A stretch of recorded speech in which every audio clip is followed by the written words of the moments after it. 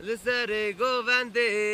هلدکم دست مالی بدن لجاج مرا دگوتم بکنی لسر گوونده هلدکم دست مالی بدن لجاج مرا دگوتم بکنی برددن سلاحو لسر سر گلی من زانی که کو کچکم دکنی برددن سلاحو لسر سر گلی من زانی که کو کچکم دکنی آرامم و گلی تذکر مگولی دچماج من هاگر هیشتم سر چولی آرامم و گلی تذکر مگولی دچماج من هاگر هیشتم سر چولی